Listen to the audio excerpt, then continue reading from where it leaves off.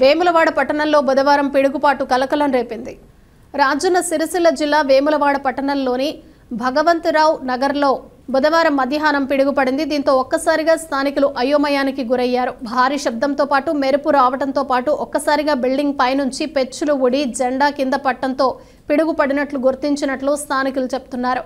ఎవరికీ ఏం కాకపోవడంతో స్థానికులు ఇంటి యజమానులు ఊపిరి పీల్చుకున్నారు.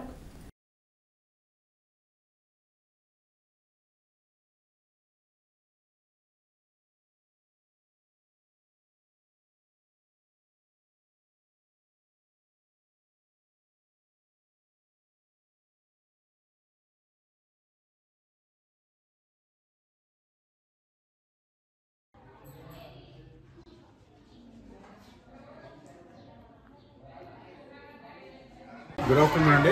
నా పేరు B Krishna. School assistant bioscience Zilla Parishad ఉన్నత పాఠశాల బాలికల వేములవాడలో బయాలజికల్ సైన్స్ స్కూల్ అసిస్టెంట్గా పనిచేస్తున్నాను.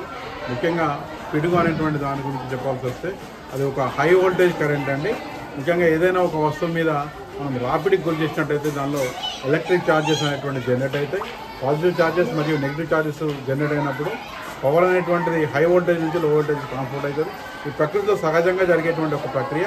సో ఎప్పుడైతే మేఘాల్లో అవి వాటర్ డ్రాప్లెట్గా మారినప్పుడు రెండు మేఘాలు దగ్గరగా వచ్చినప్పుడు ఆటోమేటిక్గా అందులో ఉన్నటువంటి పాజిటివ్ ఛార్జ్ మరియు నెగిటివ్ ఛార్జెస్ అనేటువంటి ఏర్పడడం జరుగుతూ ఉంటుంది. వాటిలో పాజిటివ్ ఛార్జ్ నెగిటివ్ ఛార్జ్ ఏర్పడినప్పుడు పవర్ జనరేట్ అవుతుంది. ఆ పవర్ జనరేట్ అయినప్పుడు మనకు మామూలుగా చూస్తూ ఉంటాం ఉరుములు మరియు మెరుపు అనేటువంటి కనబడుతూ ఉంటాయి. ఉరుములు అనేటువంటిది సౌండ్ ద్వారా బయటకు వస్తుంది. మెరుపు అనేటువంటిది ఒక మనకు విజన్ రూపంలో కనబడడం జరుగుతూ ఉంటుంది. ఆ వోల్టేజ్ తక్కువగా ఉన్నప్పుడు ఉరుము మరియు మెరుపు అనేటువంటిది అక్కడితో ఆగిపోతూ ఉంటుంది. కాకపోతే హై వోల్టేజ్ కరెంట్ జనరేట్ అయినప్పుడు ఎక్కువ స్థాయిలో విద్యుత్ ఉత్పత్తి అయినప్పుడు అది ఆ విద్యుత్ తరంగం అనేటువంటిది భూమి మీదకి చేరడం జరుగుతూ ఉంటుంది. హై వోల్టేజ్ పవర్ కాబట్టి అది ఎక్కడ చేరితే అక్కడ ఉన్నటువంటి ప్రాణం ఉన్నటువంటి ఏ జంతువు అయినా కూడా సెకండ్ల కాలంలో భస్మమైపోయేటువంటి అవకాశం ఉంటుంది. కాబట్టి పిడుగు ఎప్పుడైనా అక్కడ దగ్గర ఉన్నటువంటి వాహకం ఏదైతే ఉంటుందో వాహకంకి చేరేటువంటి అవకాశం ఉంటుంది. కాబట్టి భూమి మీద ఉన్నటువంటి ఎత్తైన ప్రదేశం ఉన్నటువంటి చెట్లు కానీ లేదా ప్రాణంతో ఉన్నటువంటి మనుషులు కానీ జంతువులు కానీ ఉన్నట్టయితే వాటి మీద పడేటువంటి అవకాశం ఉంటుంది. కాబట్టి ఉరుములు మెరుపులు ఉన్నప్పుడు ముఖ్యంగా విద్యార్థులు కానివ్వండి, ప్రజలు కానివ్వండి, పశువుల కాపర్లు కానివ్వండి చాలా జాగ్రత్తలు తీసుకోవాలి. అలాంటి సమయంలో బయటకు వెళ్ళకూడదని చెప్తాం మేమైతే. కాకపోతే ఒకవేళ ఖచ్చితంగా వెళ్ళాల్సి వచ్చినట్టయితే తగిన జాగ్రత్తలు తీసుకోవాలి. చెట్ల కింద ఎట్టి పరిస్థితుల్లో నిలబడకూడదు.